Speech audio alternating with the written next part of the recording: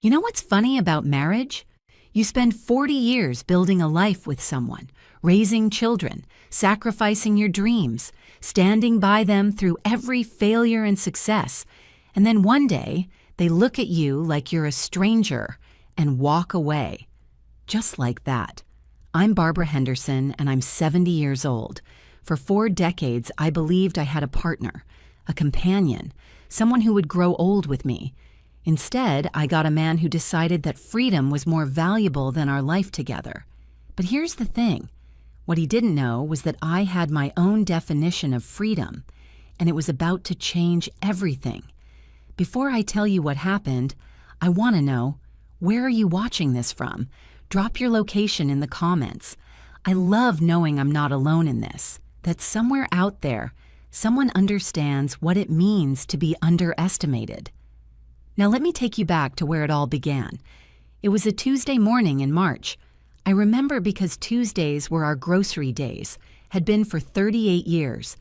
I was making coffee in our kitchen in Charleston, South Carolina, the same kitchen where I'd made approximately 14,600 breakfasts for my husband, Richard. The sun was streaming through the window, hitting the countertops just right, and I was thinking about what to make for dinner. That's when Richard walked in with his suitcase. Not a weekend bag, his actual suitcase. The big one we used for international trips. "Barbara, we need to talk," he said. Those 5 words. You know the ones. The words that come before your entire world explodes. I set down my coffee mug slowly. Okay. He couldn't even look at me. This man who'd looked into my eyes on our wedding day and promised me forever was staring at his shoes like a guilty child. "I'm leaving," he said. "I've rented an apartment downtown. I'll come back for the rest of my things this weekend." The words didn't make sense. I actually laughed. "Leaving? Leaving for what? A business trip?" "Leaving you, Barbara. I want a divorce." The kitchen suddenly felt too small, too bright, too ordinary for the moment that was destroying my life. "Why?" I managed to whisper. And here's where it gets rich. Here's the part that still makes my blood boil. He looked at me then, really looked at me, and said, "I want my freedom. I've spent 40 years being responsible, being a husband, being a father.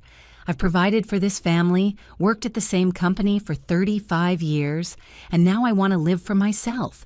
I want to travel, meet new people, experience life without obligations. Freedom." He wanted freedom.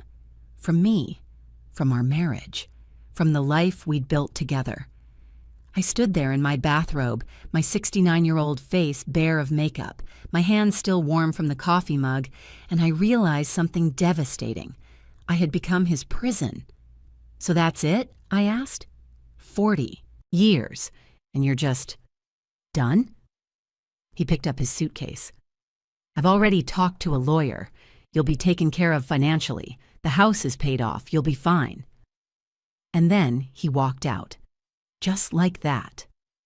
The sound of the door closing behind Richard was the loudest silence I'd ever heard. I stood in that kitchen for what felt like hours but was probably only minutes. The coffee maker was still gurgling. The morning light was still streaming in. Everything looked exactly the same, but my entire world had shifted off its axis. When you're married for 40 years, you don't just share a life, you share a rhythm. I knew Richard's schedule better than my own. I knew he liked his shirts ironed with starch, that he took his coffee black with 1 sugar, that he got cranky if he didn't eat by 6:30. I had organized my entire existence around being his wife, and now I was... what? Just Barbara? The first few days were mechanical. I called our daughter, Jennifer, who lived in Atlanta with her family. She was furious, heartbroken for me, ready to drive down immediately. I told her not to. What would she do? Sit here and watch me fall apart? Our son, Michael, was working overseas in Germany. The time difference made his anger feel distant, but I could hear it crackling through the phone line. "Dad's having a midlife crisis at 70. Is he insane?" Maybe he was. Or maybe I'd been insane to never see this coming. Friends started calling. The Whisper network in Charleston is faster than any news outlet. Richard had left Barbara. After 40 years, Can you imagine? Poor Barbara. What will she do? I hated that. Poor Barbara. Like I was some helpless creature who couldn't function without a man. But here's what nobody knew, what nobody had ever bothered to ask. Before I became Richard's wife, before I became Jennifer and Michael's mother, I was someone else entirely. I was Barbara Mitchell, third in my class at the College of Charleston with a degree in business administration. I had job offers from 3 different firms in Charlotte. I had dreams of starting my own consulting company. I had ambition that burned so bright it sometimes scared me. And then I met Richard. He was charming, ambitious, working his way up at Kellington Manufacturing, a mid-sized company that produced industrial equipment. He talked about his future like it was a certainty, and somehow I got swept up in that vision. We got married 6 months after we met. I was 29. He was 31. Once I make junior executive, we'll be set, he'd promised. Then you can do whatever you want. But then Jennifer came along, then Michael. Then Richard's promotions required moves, first to Columbia, then back to Charleston. My career got put on hold. Temporarily, we said. Just until the kids were older. Just until Richard was more established. Just until.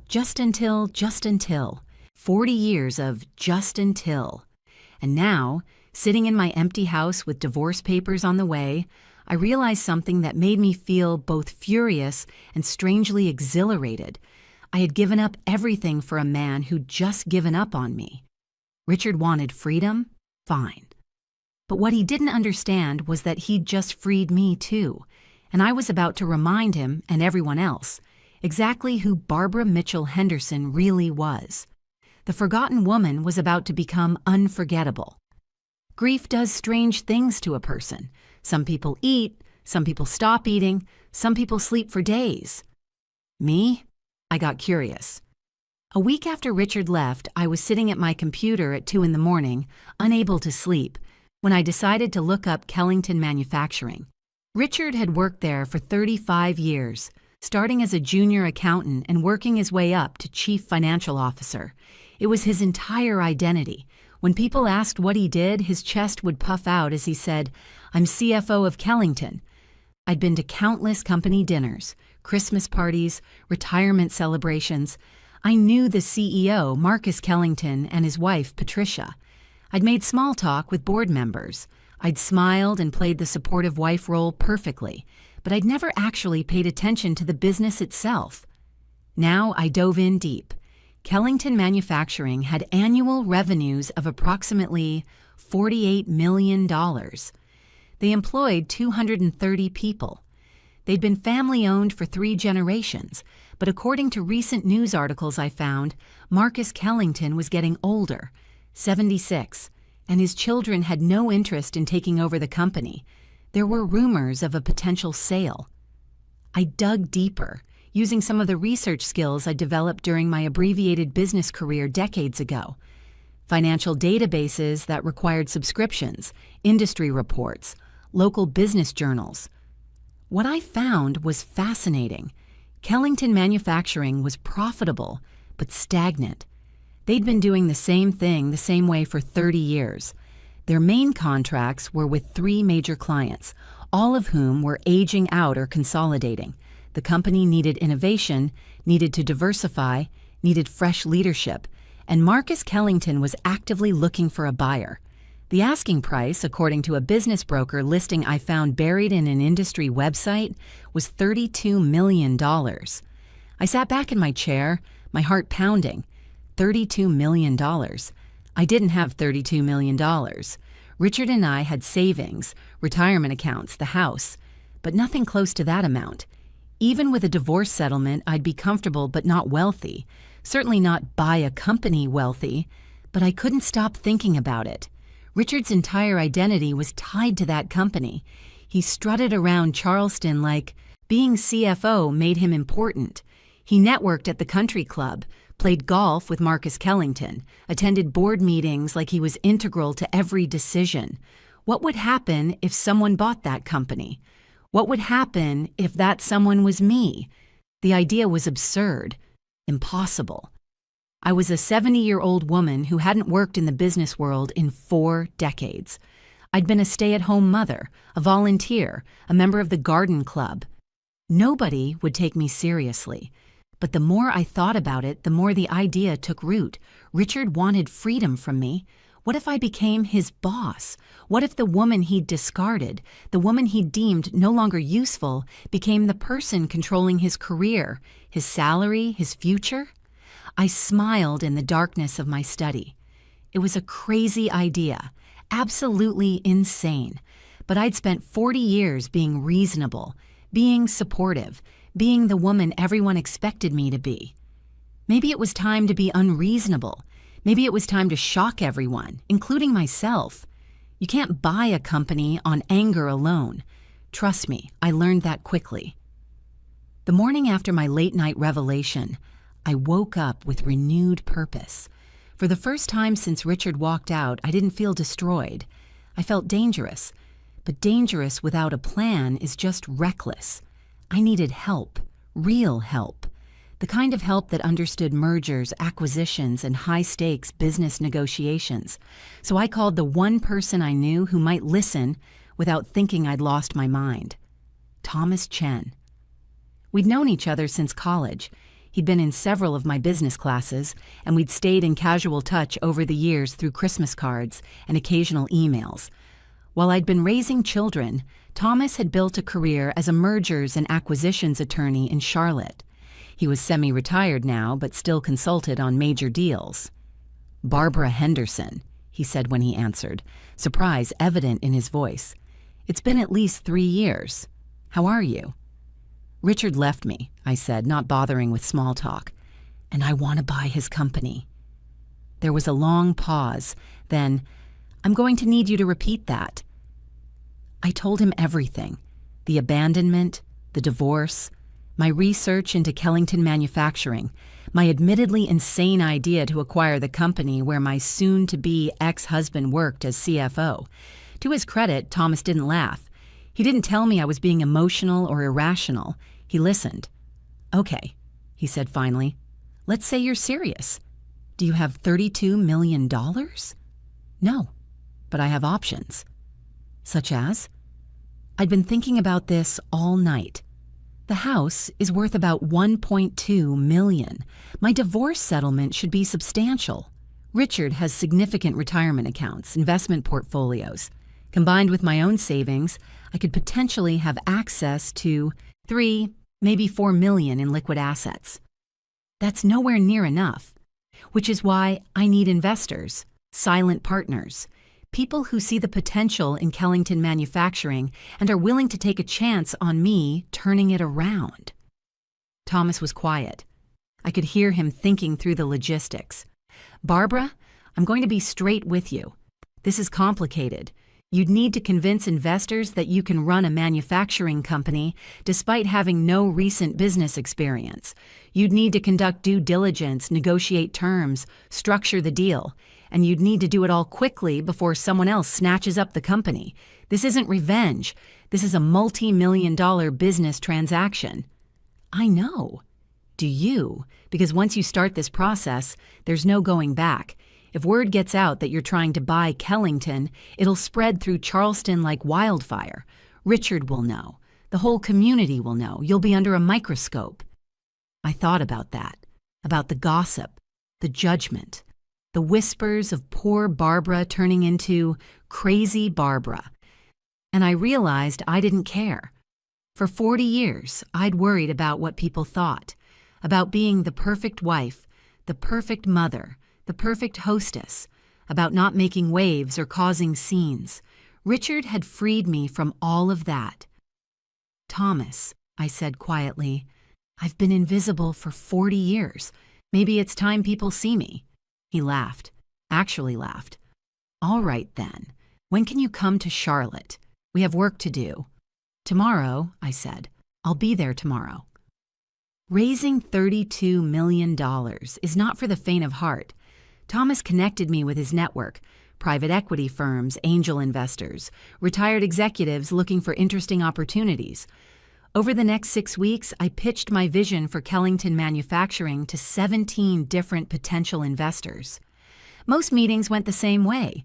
I'd walk into some glass tower conference room in Charlotte or Atlanta, dressed in the most professional clothes I could assemble from my outdated wardrobe.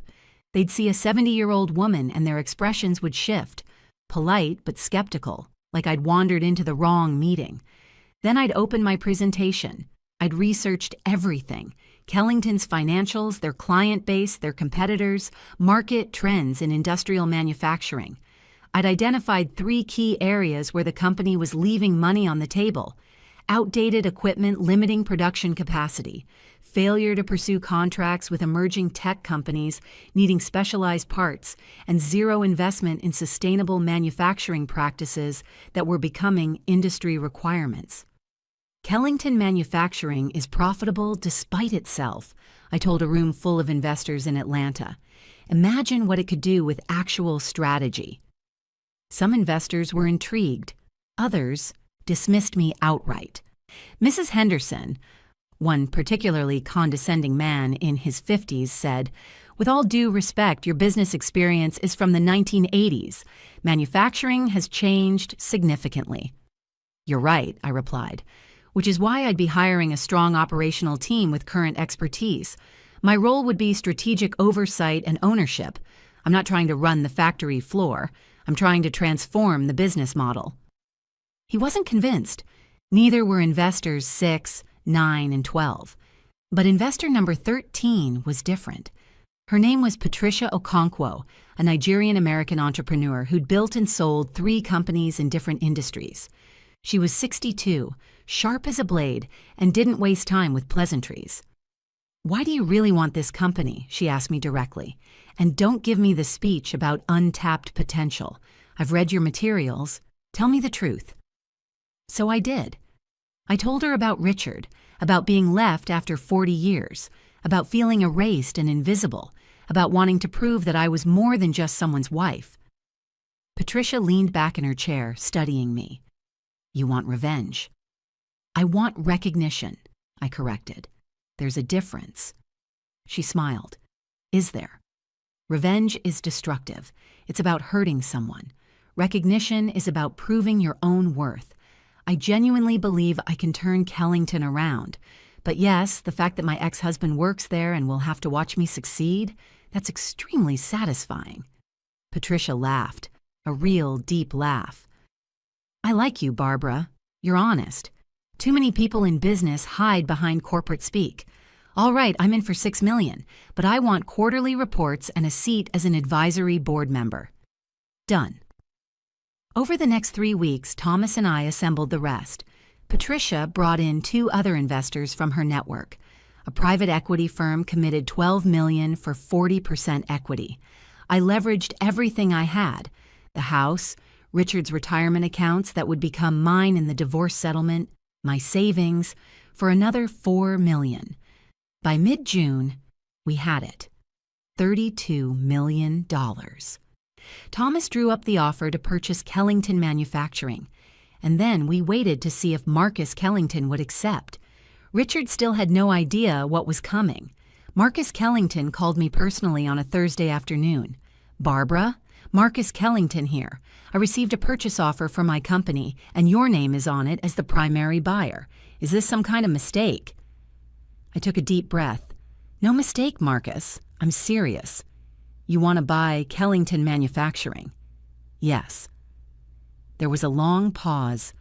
I could practically hear him recalibrating everything he thought he knew about me. "Does Richard know about this?" "Not yet, and I'd appreciate if it stayed that way until the deal is finalized. This is a legitimate business transaction, Marcus. I have the capital, I have investors, and I have a solid plan for the company's growth. Thomas Chen is handling the legal side. You can verify everything through him." "Barbara, I've known you for over 30 years. You've been to my home. You're a lovely woman, but, and please don't take this the wrong way, you're not a businesswoman. You've been a homemaker." I'd been expecting this. I was a businesswoman before I became a homemaker. Top of my class in business administration, offers from multiple firms. I set that aside for my marriage. Now I'm reclaiming it. But manufacturing? It's not exactly what? Not exactly appropriate for a 70-year-old woman?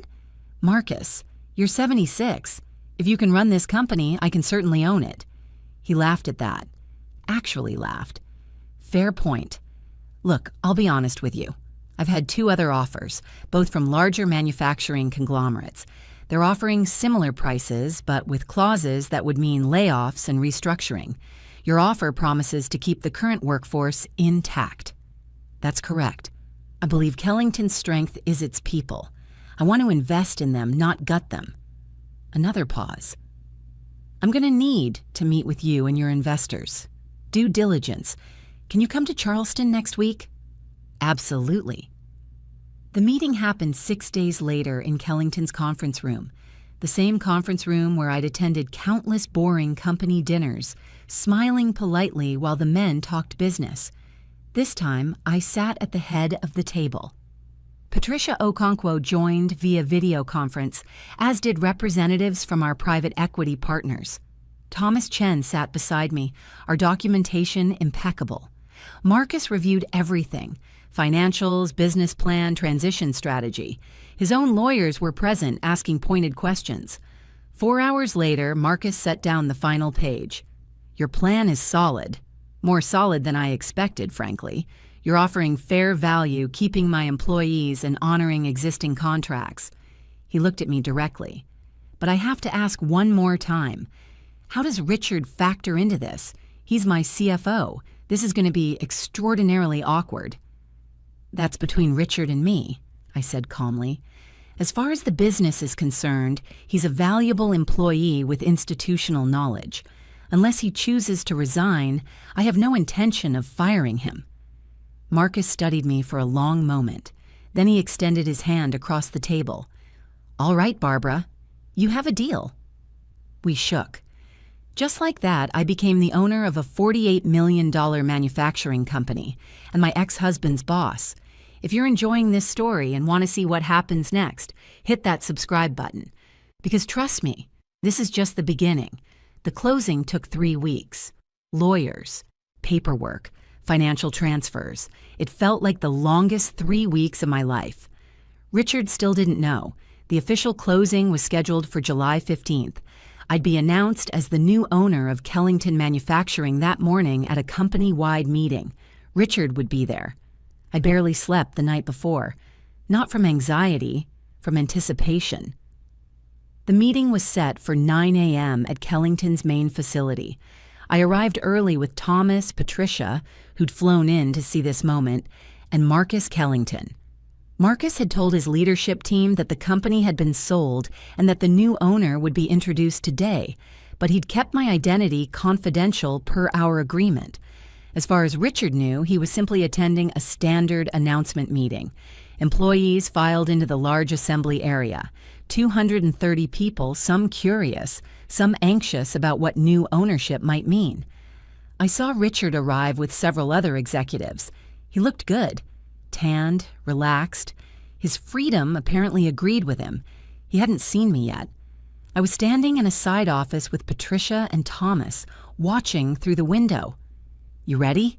Patricia asked me. I've been ready for 40 years, I said. At 9 sharp, Marcus walked to the podium. The room quieted. Good morning, everyone. I know there's been speculation about the company's future. As you know, I've been exploring options for succession planning.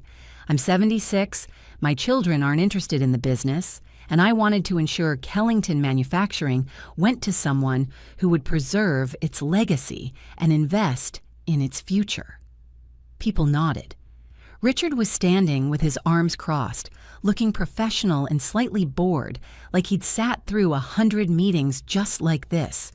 Marcus continued, I'm pleased to announce that we have a new owner, someone who's committed to keeping our workforce intact, honoring our contracts, and bringing fresh vision to our operations, someone who understands the value of this company and its people. He paused, then looked toward the side office where I stood.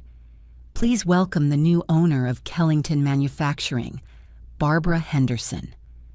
I walked out. The silence was deafening. Every head turned. 230 pairs of eyes landed on me, but I was only looking at one person. Richard's face went through about 5 emotions in 3 seconds: confusion, disbelief, recognition, shock, and finally, something that might have been horror. Our eyes met across the room. I walked to the podium, calm and collected, even though my heart was hammering. I'd prepared remarks, but seeing Richard's expression made me want to deviate from the script. "Good morning," I said, my voice steady. "For those who don't know me, I'm Barbara Henderson. Some of you might recognize me from company events over the years. I was married to your CFO, Richard Henderson, for 40 years. Was. Past tense." I saw Richard flinch. "I understand this is unexpected, but I want to assure you that this is a legitimate business acquisition, backed by experienced investors. I'm here because I see tremendous potential in this company. We're going to modernize our equipment, pursue new contracts, and position Kellington Manufacturing as a leader in sustainable industrial production."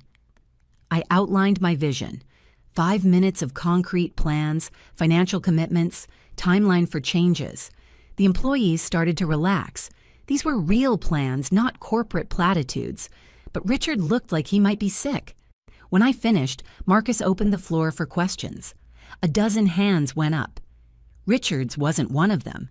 He just stood there, staring at me like I was a ghost, or maybe like he was seeing me for the first time.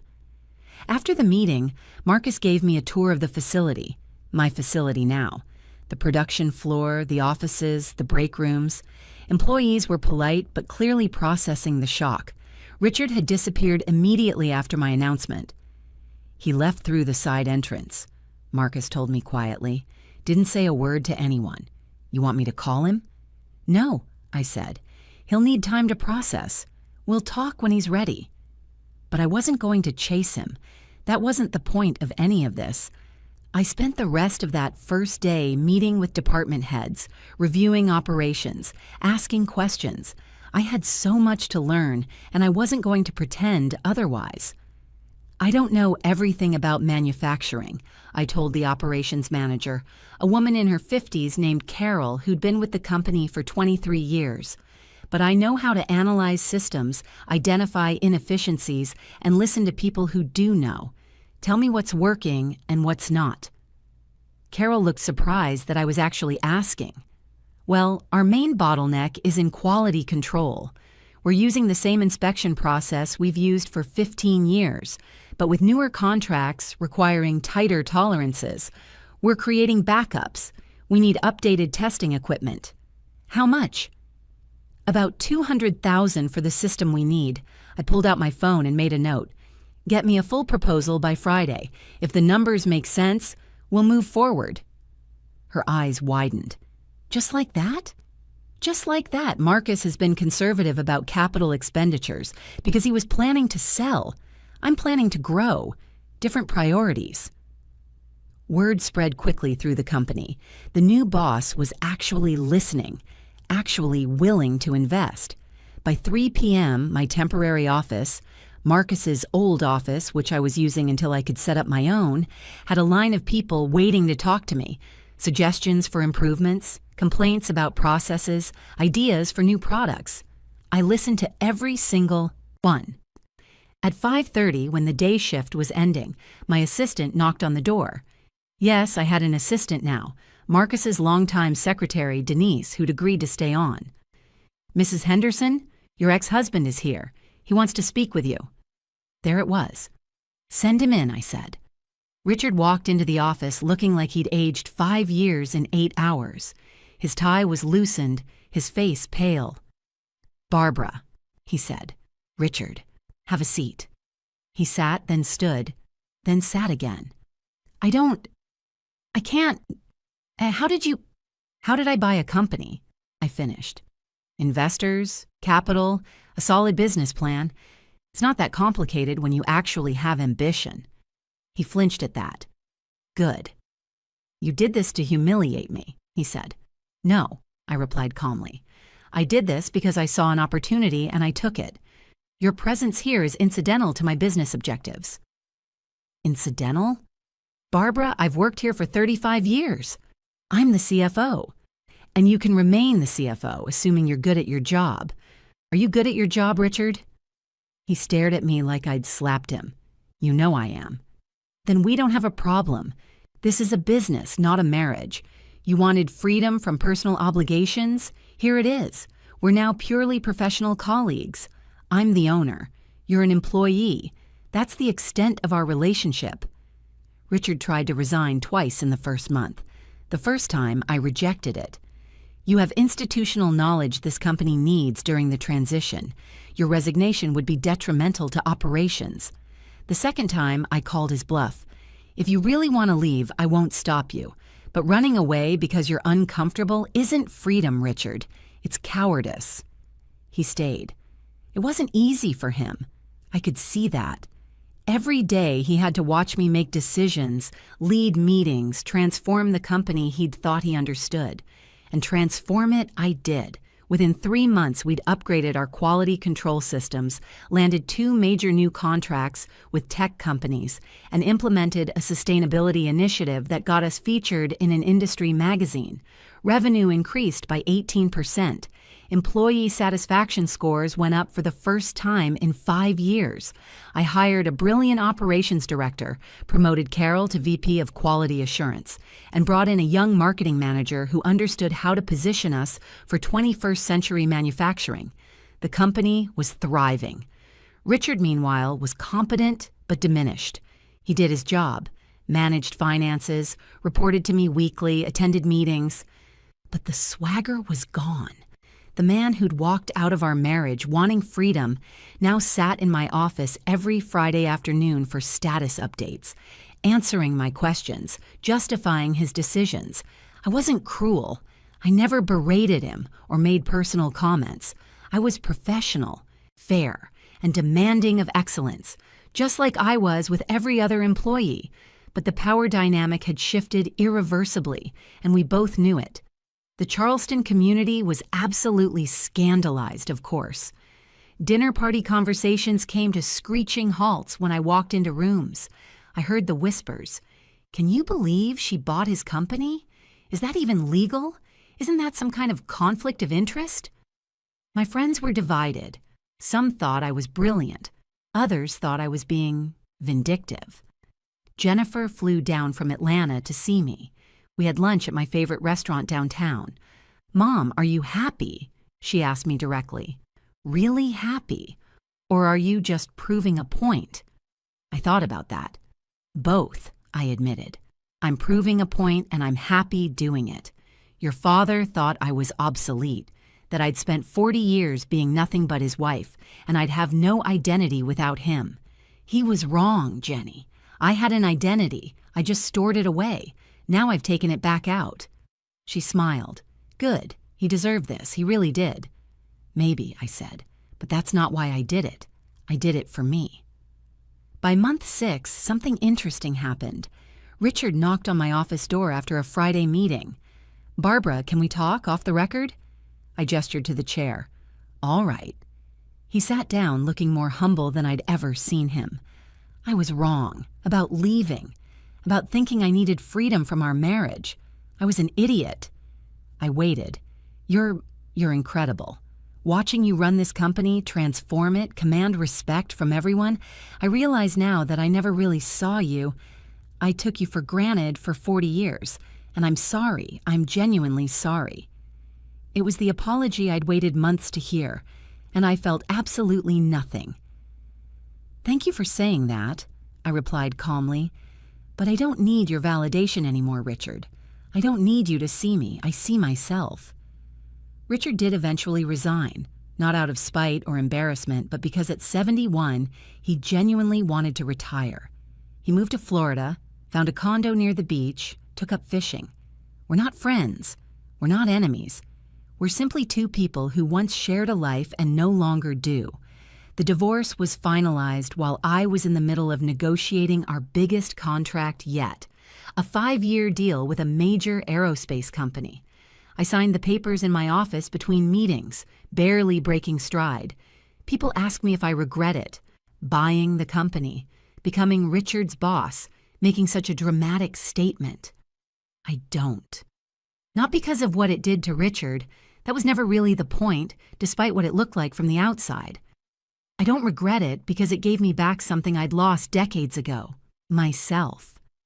For 40 years, I'd been invisible. I'd been Richard's wife. I'd been Jennifer and Michael's mother. I'd been the woman who brought potato salad to potlucks and organized charity fundraisers and smiled pleasantly at dinner parties. All of those roles were real, but they weren't complete. I'd forgotten that I was also Barbara Mitchell, the girl who graduated third in her class, who had ambition burning in her chest, who wanted to build something meaningful. Buying Kellington Manufacturing wasn't revenge, it was reclamation. Kellington is thriving now. We've doubled our workforce, expanded into 3 new product lines, and become a model for sustainable manufacturing in the Southeast. Industry publications write articles about our transformation. Business schools have contacted me about speaking to their students. I'm 71 years old and I'm just getting started. Jennifer runs our marketing division now. She moved back from Atlanta last year. Michael visits from Germany every quarter for board meetings. My grandchildren think it's hilarious that Grandma owns a factory. Patricia Okonkwo and I have become close friends. We're already discussing what company to acquire next. As for Richard, I heard through mutual friends that he's dating someone, a woman in her 60s who likes fishing as much as he does. Good for him. I genuinely mean that. He wanted freedom. He has it now, and so do I.